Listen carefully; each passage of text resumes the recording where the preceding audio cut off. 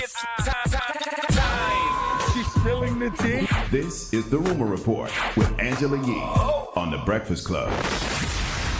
Well, Doja Cat shared her new Say So remix with Nicki Minaj on it. Listen to Nicki's part. I got dressed just to sit in the house. People with the least always doing the most.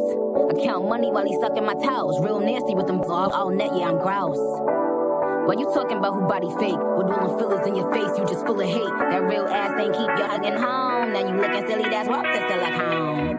Everyone thinks that this is about Wendy Williams. Well, Nicki just went in her stories and said the line ain't about Wendy, though. Hashtag Say So remix. Okay. All right. Bars are still there. I mean, how did we come to that conclusion that it was about Wendy? I guess because Wendy's man left her and, you know, the fillers and talking about her, and they've had this back and forth. So I think people assume that it was about her. Got you. Okay. All right. Now, NBC is going to be airing Byron Allen's Feeding America Comedy Festival. It's a benefit featuring segments by famous comedians, which include Eddie Murphy, Adam Sandler, Tiffany Haddish.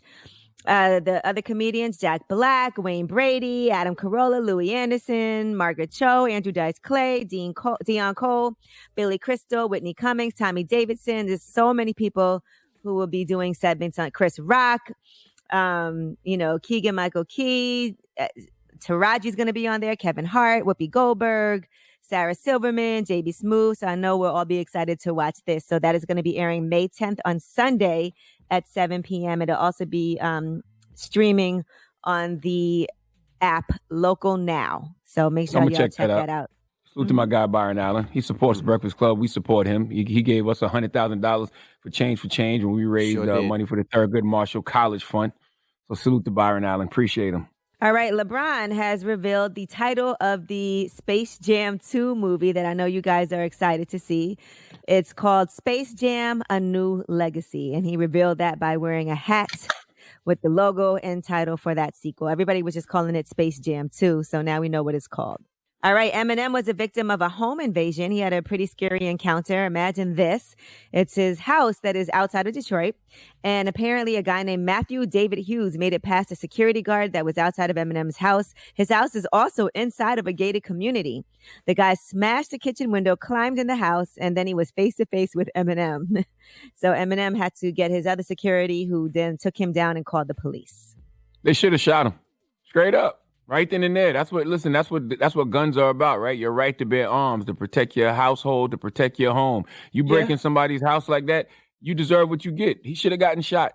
But I would say that they didn't shoot him. He might have had problems, and thank God they didn't kill him, because he wasn't. It doesn't seem like he was a violent threat. He might just have some problems, and there's people out there with problems. So I wouldn't say killing everybody is a solution. I didn't say kill him. I didn't say kill him. I said shoot him. All right. Well, even shooting him is not a solution. You know what I mean? They didn't have to shoot him. They subdued him. They had security. They were able to. Yeah, they were able to take him down, and it worked out. He might have problems. And I'm with you. I'm with you 100%. But did you read the story? Yes. Broke the window. And he just wanted to have a face-to-face with Eminem. Security was asleep. M confronted him. M had to yell for the security. In no seconds, M could have been dead. You are correct. Man, stop. But this guy also might have had some mental health problems. That's what it seems like. You break into somebody's window, have a one-on-one. Did he have a gun? There's no bigger mental health advocate than me out here in these streets. But if you break in somebody's house in that moment, you will get what you deserve. Come on, man. You in there with your kids. You don't know what can happen in those seconds. I agree. But in this situation, it didn't. And thank God, because this person can have a mental health is people don't necessarily might not know what they're doing. They might think what they're doing is the right thing to do. I agree. What I mean? Thank God nothing happened to him. But he should have been shot. All right. And you would shoot too if somebody came in your house like that. Kenya Barriss is opening up about the show that he has out now, Black AF. He was talking to T.I. on his Expeditiously podcast. And there's some people who don't like the show. Clearly, Charlamagne, you've been an open critic about the show. I don't like the show. No. And Kenya says that he has people who like it and people who don't like it. Listen to this. People call me like, this is my favorite show. People call me and say, I hate this. I won't speak on Rashida because she has her own plot, but I will say this for her. She's the only person I ever wanted to do that role. The one thing I will say in terms of the colorism and all this, this is based on my family. She's playing a version of my wife who's biracial. My kids, what Rashida and I could produce looks like those kids. Yeah, I listened to that whole podcast yesterday. So did I, yes. And he also discusses just even people right now, Black people just getting money for the first time and not coming from wealth and just needing some time to adjust to things. Listen to this. We're slowly learning less is more. And so most of us who have any type of success, this is first generation. Everything we're learning on the spot. Give me a second to learn I'm not supposed to rim my car out because the stocks make it ride the way it's supposed to drive. Give me a second before I learn that. Give me a second before I learn there's times when you can tuck your chain. Let me have my moment, you know what I'm saying? And I'm starting to understand financial literacy, as we all are. So he also said it is a reflection of his own family, and he discusses finding out that he was getting, the story about him getting divorced actually coming out on his birthday. Listen to this part. Somehow, some up way, it got announced on my birthday.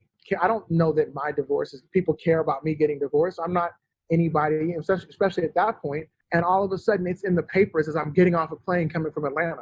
I have my wife calling me. I have my daughter who's, a sophomore at USC calling me. I have my daughter who's a senior in high school calling me because her friends are talking about it. And it's a different world than I ever expected.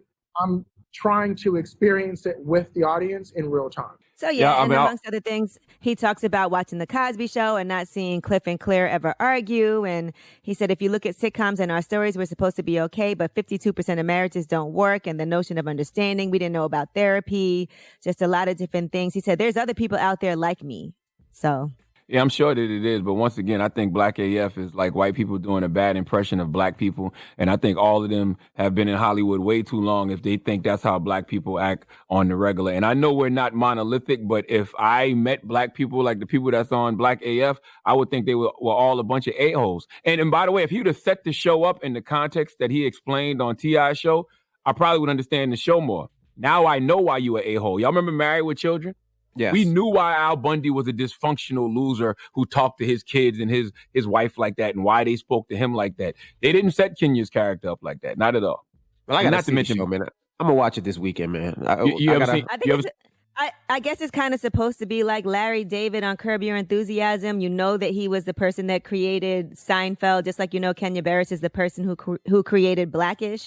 And so it's supposed to pick up from there and based on his real life after the show. And I feel like that's kind of what this is supposed to be also. So if you're not familiar with his history, then you might not get it. But if you do know who he is, then I guess you have some understanding. Just like we didn't really know much about Larry David until Curb Your Enthusiasm. Yeah, but it's just a second-rate version of Blackish. Like, topics that they did on Blackish, they do on Black AF. Like, Blackish did a Juneteenth episode. You know what I mean? And I get it now because Blackish is about a mixed woman. His wife is mixed in real life, so if it's based on his real life, but it's just a whack show. Salute to Kenya, though. He's very talented. But the show is whack. I'm going to check it out.